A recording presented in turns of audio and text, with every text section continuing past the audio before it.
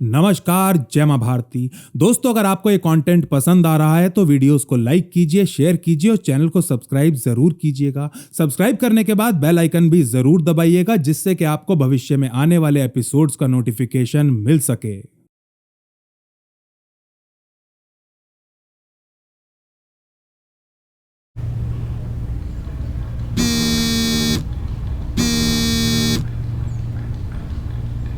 अम्मा, हो सकता है इस बार मैं घर वापस ना आ पाऊं, और अगर आऊं भी तो शायद तिरंगे में लिपटा हुआ।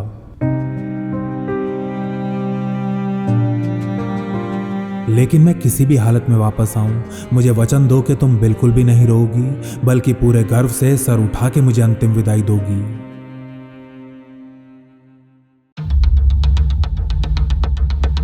अपने एक हाथ में मोबाइल और दूसरे में 15 किलोग्राम का विस्फोटक लिए घर के बाहर खड़ा भारतीय फौजी अपनी मां से ये कहता है, लेकिन इससे पहले कि उसकी मां अपने बेटे से कुछ बोल पाती, AK-47 राइफलों का शोर उसके कानों को सुन्न कर देता है।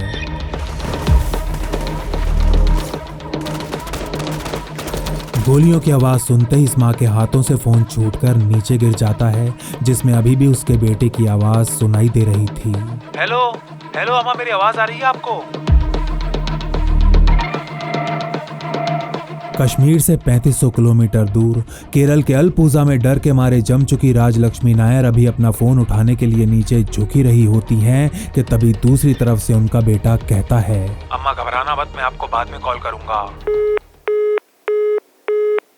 इधर बुरी तरह बेचैन हो चुकी राजलक्ष्मी बार बार अपने बेटे का नंबर मिला रही थीं, लेकिन उधर कश्मीर में उनके फौजी बेटे ने अपने फोन को साइलेंट कर दिया था और अब वो अपने हाथों में बॉम्ब लिए अत्यंत सावधानी के साथ उस घर के अंदर घुस रहा था।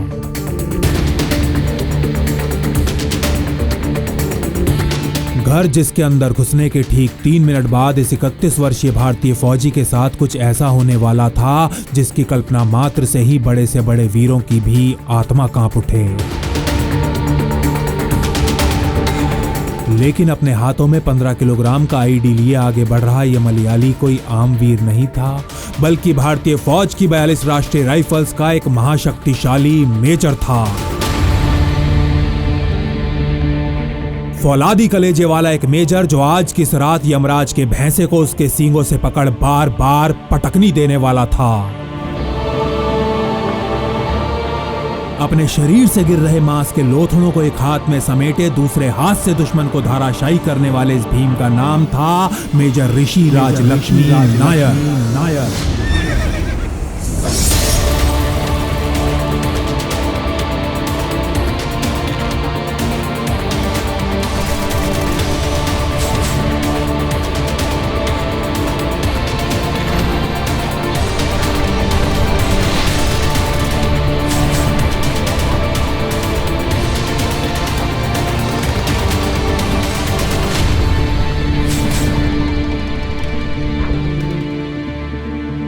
नमस्कार, जय मां भारती। मार्च 2017 में शनिवार की यह सुबह मेजर ऋषि के लिए रूटीन से काफी अलग शुरू हुई थी। आज उनके यूनिट ने त्राल की स्थानीय पुरुष आबादी के लिए एक मेडिकल कैंप का आयोजन किया था। अब शुरुआत में तो इस कैंप को लेकर यहाँ के लोगों में कोई खास उत्साह नहीं था, लेकिन जब उनको पता चलता है कि इस कैंप का आयोजन उनके अपने खान ने किया है तो देखते ही देखते यहाँ आने वाले लोगों की कतार कई गुना लंबी हो जाती है। त्राल के स्थानीय लोग मेजर ऋषि को प्यार से खान कहकर बुलाते थे। 2 साल पहले त्राल आए मेजर ऋषि जानते थे कि आतंकियों से संक्रमित इस इलाके में बिना स्थानीय लोगों की मदद के ऑपरेट करना संभव नहीं है।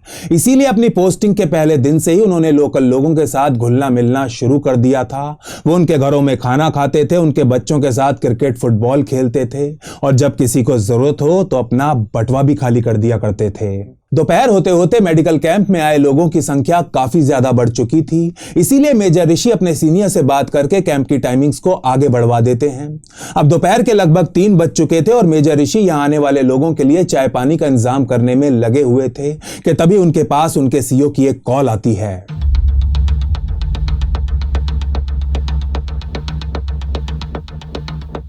ऋषि, मेरे पास अभी अभी एक इनपुट आया है। हमारा एक हाई लेवल टारगेट हाफू गांव में छिपा हुआ है and guess what, his name is Aqib Maulvi. Hafeez Mohammad Aqib और वाकिब मौलवी कोई आम आतंकी नहीं था। अवंतीपुरा में जन्मे इस हिजबुल कमांडर को वानी 2.0 कहा जाता था और वो इसलिए क्योंकि वानी की ही तरह ये भी सोशल मीडिया का दुरुपयोग करने में अच्छी खासी महारत रखता था। भारत सरकार के विरुद्ध प्रोपेगेंडा करने और कश्मीर के किशोरों को ब्रेन वॉश करने के लिए आकिब ट्विटर, फेसबुक और इंस्टाग्राम जैसे प्लेटफॉर्म्स का पिछले कई सालों से सफलतापूर्वक इस्तेमाल करता आ रहा था। आंखों में सुरमा लगाने वाला ये शातिर आतंकी सोशल मीडिया स्किल्स के अलावा भारतीय फौज के ऊपर अटैक्स ऑर्गेनाइज करने और खुद को छिपाकर रखने में भी खूब महारत रखता था और उसकी यही महारत उसे बहुत ही जल्द ISI की नजरों में ले आई थी।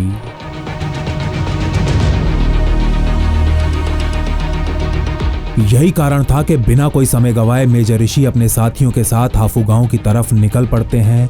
उन्हें मिले इंटेलिजेंस के अनुसार आज हाफू गांव में आकिब मौलवी अकेला नहीं था, बल्कि उसके साथ JEM का एक और आतंकी सैफुल्ला उर्फ ओसामा भी छिपा हुआ था।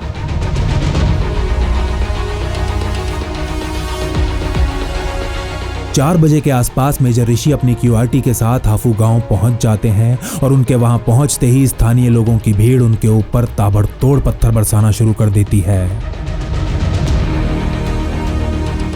इस समय तक CRPF और J&K पुलिस की यूनिट्स भी लोकेशन पर पहुंच चुकी थी। बिना कोई समय गवाए मेजर ऋषि इन यूनिट्स को पत्थरबाजों पर काबू पाने का आदेश देते हैं, जिससे कि वो और उनकी टीम अपने शिकार पर फोकस कर सके। मेजर ऋषि अच्छे से जानते थे कि यदि पत्थरबाजों की इस भीड़ ने उन्हें और उनकी टीम को दबा लिया तो आकिब अपने बचकर भागने के रिकॉर्ड में एक और सफल एस्केप जोड़ लेगा और आज वो किसी भी कीमत पर ऐसा नहीं होने दे सकते थे।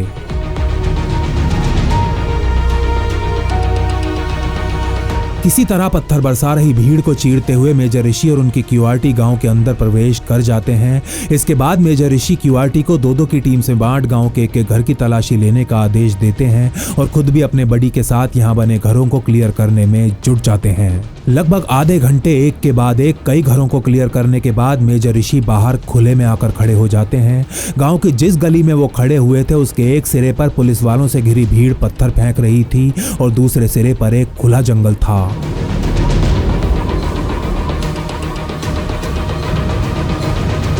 वो दोनों किसी भी दिशा में भाग सकते हैं और हो सकता है कि अब तक भाग भी चुके हों। अभी मेजर ऋषि ये सोच ही रहे थे कि तभी उनकी नजर एक घर के बाहर खड़े कुछ लोगों पर पड़ती है। उनसे कुछ दूरी पर खड़े ये लोग पत्थरबाजों का हिस्सा नहीं थे, इसीलिए मेजर ऋषि उन्हें कुछ नहीं कहते, लेकिन वो नोटिस करते हैं कि इनमें से एक आदमी उन्हें लगातार घूरे जा रहा है। मेजर ऋषि भी इस आदमी के ऊपर अपनी नजरें टिका लेते हैं और तभी उस आदमी की आंखें कुछ घरों की तरफ एक इशारा करती हैं।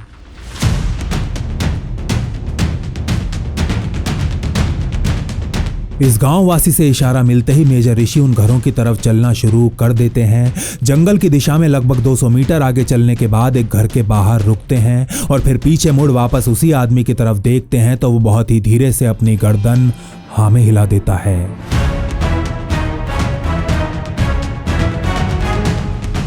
मेजर ऋषि समझ जाते हैं कि आकिब और उसका पाकिस्तानी साथी इसी घर के अंदर छिपे हुए हैं।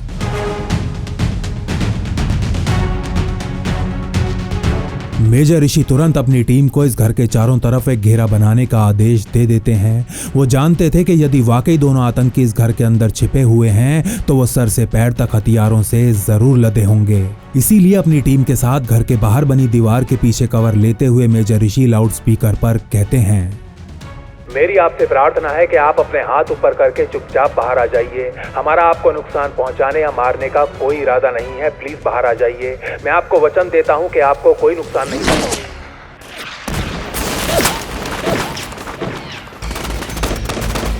इन दोनों आतंकियों को सरेंडर नहीं बल्कि मरने मारने के लिए ट्रेन किया गया था। अभी मेजर ऋषि की बात पूरी भी नहीं हुई थी कि घर की दूसरी मंजिल से फौज के ऊपर ताबड़तोड़ फायरिंग शुरू हो जाती है। दूसरी मंजिल पर छिपे आकिब और सैफुल्ला अपनी पोजीशंस बदलते हुए AK-47 से मेजर ऋषि की टीम के ऊपर फायरिंग करना शुरू कर चुके थे। J&K पुलिस और CRPF भी तुरंत इस ऑपरेशन का हिस्सा बन चुकी थी और इसी के साथ एक अत्यंत भीषण फायर फाइट का आरंभ हो चुका था।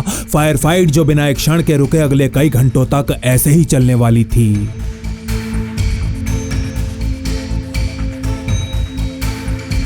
फौज और आतंकियों के बीच शुरू हुए इस स्टैंड ऑफ को पूरे 2 घंटे हो चले थे। मेजर ऋषि समझ जाते हैं कि ये कोई आम सिविलियन घर नहीं बल्कि विशेष तौर पर बनाया गया हिजबुल का सेफ हाउस है, जिसके अंदर इतना असला बारूद स्टॉक किया गया है कि आतंकी काफी देर तक लड़ाई लड़ सकते हैं। लेकिन असली प्रश्न ये था, कितनी देर तक?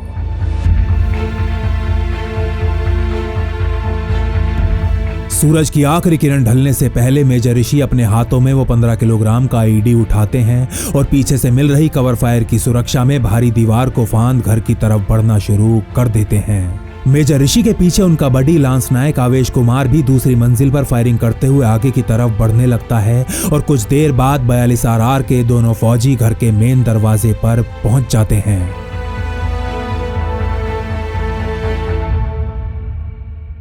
अभी मेजर ऋषि आईडी को दरवाजे पर प्लांट कर ही रहे थे कि तभी दूसरी मंजिल से हो रही फायरिंग अचानक ही रुक जाती है। साफ था कि दोनों आतंकी उनके प्लान को भांप चुके थे और अब खुद को बचाने के लिए अपनी पोजीशंस बदल रहे थे।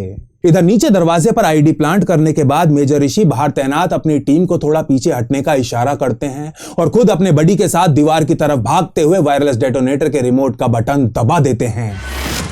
जमीन को दहला देने वाला एक जोर का धमाका होता है और देखते ही देखते इस घर का अगला हिस्सा नीचे ढह जाता है। लेकिन इसी धमाके से निकला पत्थर का एक टुकड़ा तेज गति से मेजर ऋषि की तरफ आता है और उनके हेलमेट के ठीक नीचे माथे पर लग जाता है और इससे पहले वो कुछ समझ पाते उनके माथे से खून का एक फव्वारा सा छूट पड़ता है।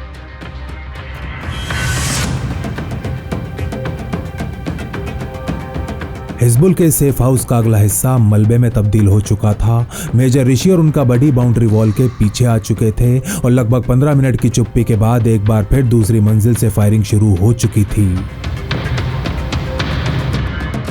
मेजर ऋषि का एक साथी उनके माथे से रिस रहे खून को रोकने के लिए उनकी पट्टी करने में लग जाता है और इसी दौरान उनके दिमाग में एक और आइडिया आता है। मेजर साहब दोबारा घर की तरफ बढ़ेंगे, कवर फायर के लिए तैयार रहें। इधर 42 RR की QRT को यह मैसेज मिलता है और उधर मेजर ऋषि एक बार फिर उस घर की तरफ बढ़ना शुरू कर देते हैं और इस बार उनके हाथों में IED नहीं बल्कि मोलोटोव कॉकटेल्स थीं। कंपाउंड के अंदर पहुंचने के बाद मेजर ऋषि कुछ मोलोटोव्स को घर के अंदर अलग अलग हिस्सों में फेंक पीछे हटना शुरू कर देते हैं और देखते ही देखते घर आग की लपटों में तब्दील होने लगता है। मेजर ऋषि को लग रहा था कि खुद को आग से बचाने के लिए दोनों आतंकी घर से बाहर भागेंगे ही भागेंगे, लेकिन ऐसा नहीं होता। लगभग 20 मिनट तक धू धू कर जलने के बाद आग शांत हो चुकी थी। घर का ज्यादातर हिस्सा कोयला बन चुका था, लेकिन आकिब और सैफुल्ला अभी भी बाहर नहीं निकले थे।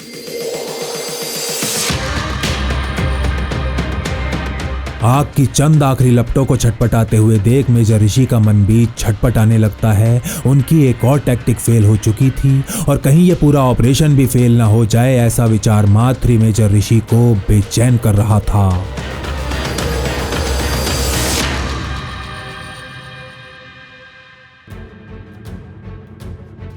आधी रात होते होते मेजर ऋषि के CEO कर्नल नीरज भी साइट पर पहुंच जाते हैं। सर, मैं एक बार फिर आईडी के साथ घर के अंदर जाना चाहता हूं। मेजर ऋषि की यह बात सुन कर्नल नीरज उन्हें कुछ ऐसे देखने लगते हैं जैसे अपने जीवन में पहली बार वो किसी पागल दीवाने को देख रहे हों। अपने माथे पर बंधी पट्टी को तो देखो, खून से लबालब हो चुकी है। तुम्हें पता भी है तुम्हारा कितना खून बह चुका है? इससे पहले कि कर्नल नीरज की बात खत्म होती, अत्यंत व्याकुल मेजर ऋषि उनसे कहते हैं, सर मुझे कुछ नहीं हुआ है, believe me, I am 110% fit और हमारे पास कोई दूसरी ऑप्शन भी तो नहीं है। मेजर ऋषि की ये बात सुन थोड़ी देर कुछ सोचने के बाद कर्नल नीरज उनसे कहते हैं, ठीक है, फिर कोई और आईडी लेके अंदर चला जाएगा, तुम यहीं रहो। नहीं सर, ये मेरा ऑपरेशन है और मैं ही जाऊंगा, प्लीज मुझे अंदर जाने की परमिशन दे दीजिए। आखिरकार CEO साहब को अपने जिद्दी मेजर के सामने हार माननी ही पड़ती है।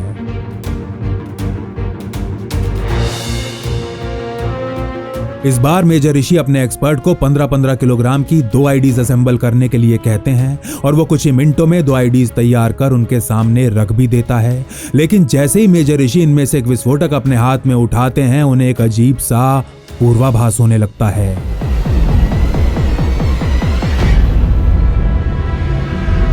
पूर्वाभास जिसमें अपने सींग उठाए एक काला स्याह भैंसा मेजर ऋषि को घूरते हुए हुंकार भर रहा था। अपने जीवन में पहली बार ऐसा महसूस कर रहे मेजर ऋषि की आंखों के सामने उनका पूरा जीवन फ्लैश होने लगता है।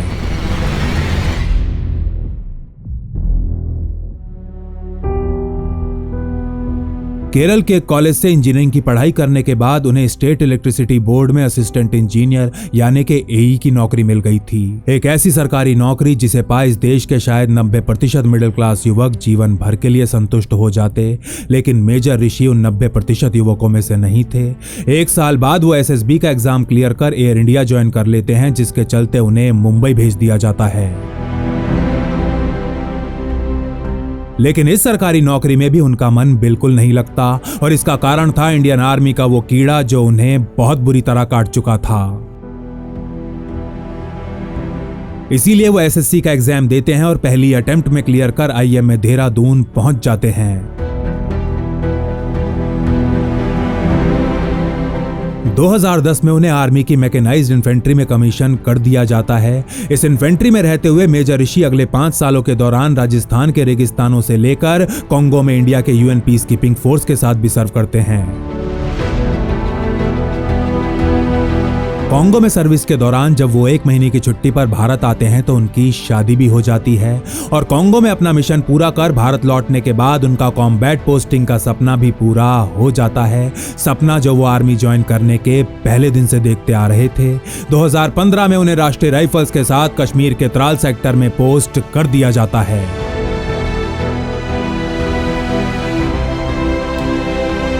और आज 2 साल बाद त्राल के इस गांव में खड़े मेजर ऋषि की आंखों के सामने उनका पूरा अतीत एक फिल्म की तरह फ्लैश हो रहा था।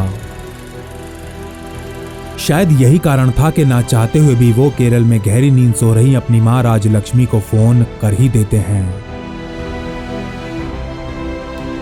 अपने नाम में पिता की जगह मां का नाम लगाने वाला ये फौजी बेटा अपनी जान दांव पर लगाने जा रहा था और ऐसा करने से पहले वो एक बार बस अपनी मां की आवाज सुनना चाहता था।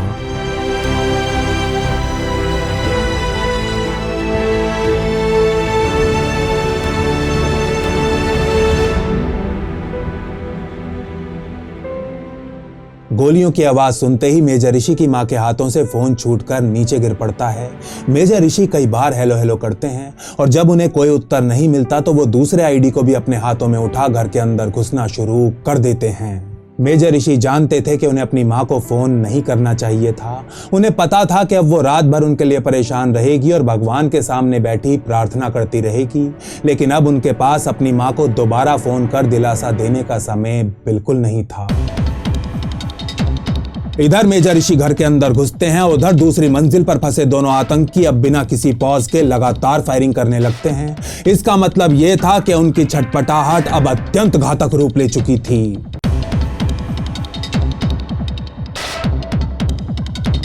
अपने पेट के बल अंदर घुसने के बाद मेजर ऋषि दोनों आईडीज को ग्राउंड फ्लोर पर घर के साबुत बचे हिस्से में प्लांट कर देते हैं और एक बार फिर घर से बाहर की तरफ रेंगने लगते हैं। बाहर आते ही मेजर ऋषि वॉकी टॉकी पर अपने बडी को 30 सेकंड का काउंटडाउन शुरू करने का आदेश दे देते हैं। काउंटडाउन जिसके खत्म होते ही एक्सपर्ट को डेटोनेटर के रिमोट में लगा लाल बटन दबा देना था।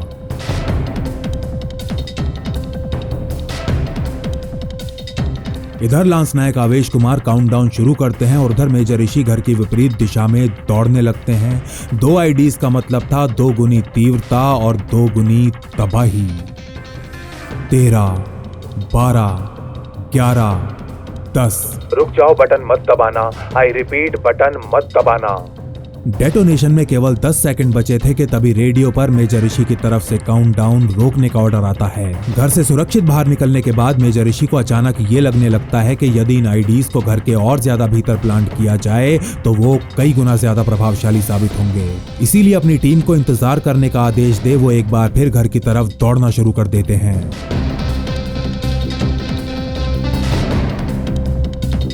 लेकिन तीसरी बार घर के अंदर घुसे मेजर ऋषि जैसे ही आईडीज को उठाने के लिए नीचे झुकते हैं, उनकी नजर टूटी फूटी सीढ़ियों से नीचे उतर रही एक परछाई पर पड़ती है।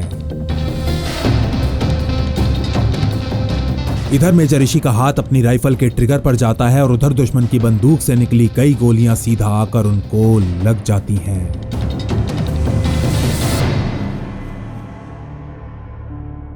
उनके पैर हवा में उठ जाते हैं और शरीर जमीन पर गिरने लगता है और इसी दौरान वो अपनी राइफल से उस परछाई के ऊपर एक भीषण अग्निवर्षा कर डालते हैं।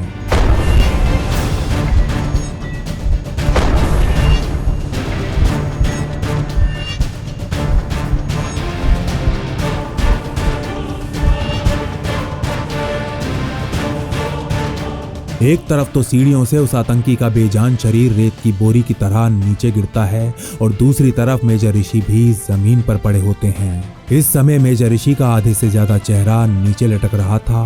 वो बोल नहीं पा रहे थे और उनकी दृष्टि भी धुंधली पड़ती जा रही थी। लेकिन इस सब के बावजूद भी ये मलयाली बब्बर शेर अपने चेहरे से गिर रहे मांस के लोथड़ों को एक हाथ में संभालता है और दूसरे हाथ से ऊपर की तरफ फायरिंग करता हुआ अपनी कमर के बल इस मौत के पिंजरे से बाहर निकलने लगता है।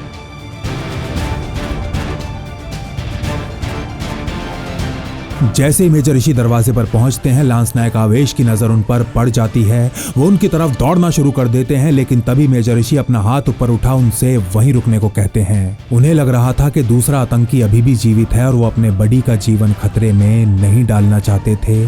2 साल पहले उन्होंने अपनी टीम को वचन जो दिया था।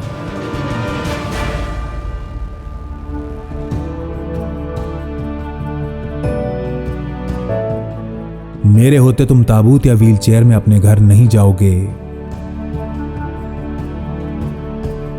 वैसे तो तुम लोग ही मेरी असली ताकत हो, लेकिन फिर भी दुश्मन की बंदूक से निकली हर गोली को तुम तक पहुंचने से पहले मेरा सामना करना होगा। ये मेरा तुम सबसे वादा है।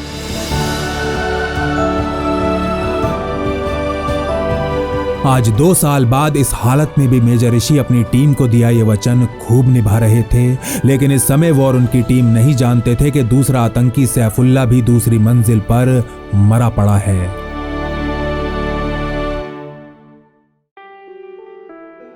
इस बात से अनभिज्ञ मेजर ऋषि किसी तरह घर से बाहर निकलते हैं और फिर खुद को दरवाजे पर बने 3 फुट ऊंचे चबूतरे से नीचे गिरा लेते हैं। उनके नीचे गिरते ही लांस नायक आवेश के साथ 2 और फौजी दौड़कर उनके पास पहुंच जाते हैं, जिसके बाद लांस नायक आवेश दूसरी मंजिल की दिशा में फायरिंग करने लगते हैं और बाकी दोनों फौजी मेजर ऋषि को खींच कंपाउंड से बाहर ले जाते हैं।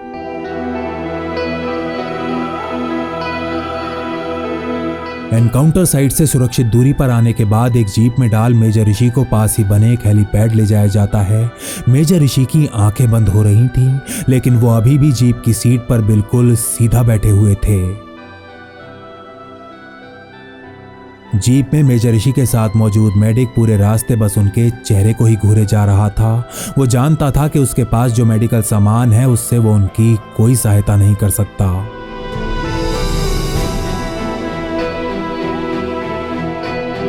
कुछ मिनट बाद मेजर ऋषि को ले एक हेलीकॉप्टर श्रीनगर के 92 बेस हॉस्पिटल के लिए निकल जाता है। इधर नीचाई पर उड़ता हुआ यह हेलीकॉप्टर श्रीनगर की तरफ बढ़ रहा होता है और उधर मेजर ऋषि की यूनिट का एक फौजी उनकी पत्नी को फोन मिलाता है। मेजर ऋषि की पत्नी अनुपमा भी इंडियन आर्मी में ही एक मेजर थी और इस समय मिलिट्री नर्सिंग सर्विस के अंडर 92 बेस हॉस्पिटल में ही सर्व कर रही थी।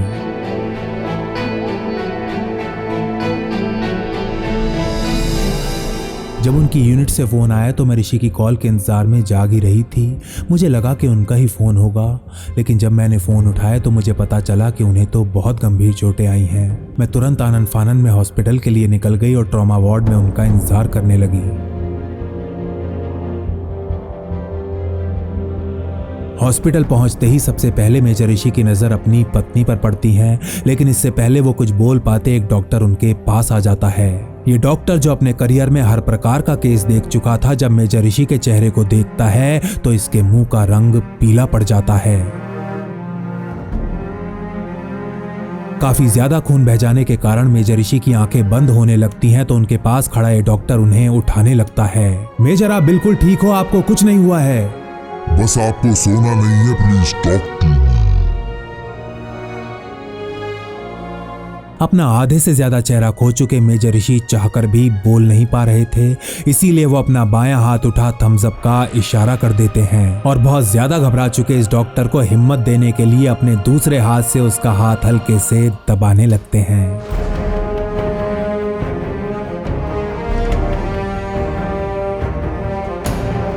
92 बेस हॉस्पिटल में जरूरी इमरजेंसी प्रोसीजर्स पूरा करने के बाद मेजर ऋषि को दिल्ली स्थित इंडियन आर्मी के प्रतिष्ठित रिसर्च एंड रेफरल हॉस्पिटल ले जाने को कहा जाता है और अगले दिन की सुबह मेजर ऋषि और उनकी पत्नी इंडियन एयरफोर्स के C-130 विमान से दिल्ली के लिए निकल जाते हैं। इसी दिन यूनाइटेड जिहाद काउंसिल, जो जम्मू कश्मीर में एक्टिव पाकिस्तान आर्मी का एक संगठन है, आकिब और सैफुल्लाह की मौत पर शोक प्रकट करते हुए एक बयान जारी करता है। हफीज मोहम्मद आकिब उर्फ आकिब मौलवी और सैफुल्लाह उर्फ उसामा जम्मू कश्मीर के दो चमकते हुए सितारे थे, दो ऐसे हीरे थे जिनकी चमक कभी कम नहीं होगी। इन दोनों की कुर्बानी को हमेशा याद रखा जाएगा। कश्मीर के इन दोनों सितारों को बुझाने वाले मेजर ऋषि को कई दिनों के बाद उठने और बैठने की अनुमति दे दी जाती है। 8 सर्जरीज और अत्यंत गहन उपचार के बाद जब मेजर ऋषि बोलने की स्थिति में आते हैं तो वो सबसे पहले 18 मार्च के अखबार मांगते हैं। वो इन अखबारों में अपने हाफू ऑपरेशन की खबरें पढ़ना चाहते थे, एक सफल ऑपरेशन जिसके दौरान वो कई बार जलते नरक के मुंह में घुसे थे और जीवित वापस भी आए थे। दिल्ली के R&R में भर्ती होने के कुछ दिन बाद मेजर ऋषि की मां राजलक्ष्मी भी अपने बेटे से मिलने आती हैं। उनका बेटा जो अपना आधे से ज्यादा चेहरा हमेशा हमेशा के लिए खो चुका था, लेकिन अपने बेटे का पूरी तरह पट्टियों से ढका हुआ चेहरा देखने के बाद भी ये मां अपनी आंखें नम नहीं होने देती। उसके बेटे ने उस रात उससे ना रोने का वचन जो मांगा था।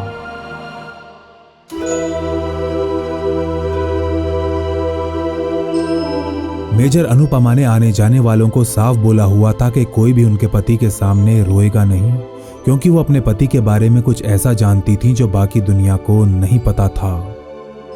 मेजर ऋषि हमेशा से ही एक मॉडल भी बनना चाहते थे। दूसरों को रोने के लिए मना करने वाली मेजर अनुपमा खुद लोगों से छुप छुप कर खूब रो रही थी। उसको बार बार अपने पति की वो बातें जो याद आ रही थीं। यार अन्नू, मैं आर्मी से परमिशन लेके कुछ मॉडलिंग असाइनमेंट्स करूंगा, बोलो क्या कहती हो? आईने के सामने खड़े मेजर ऋषि अलग अलग पोज बनाते हुए ये कहा करते थे और फिर दोनों पति पत्नी जोर जोर से हंसने लग जाते थे।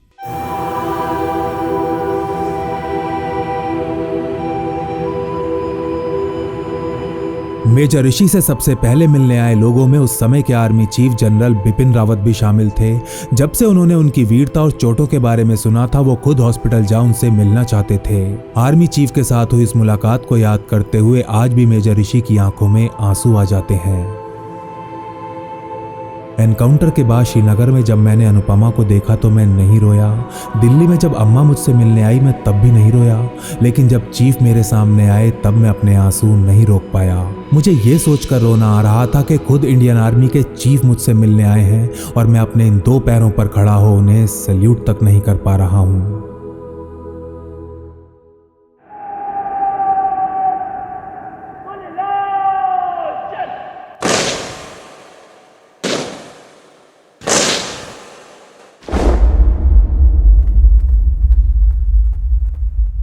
I'm an officer in the Indian Army.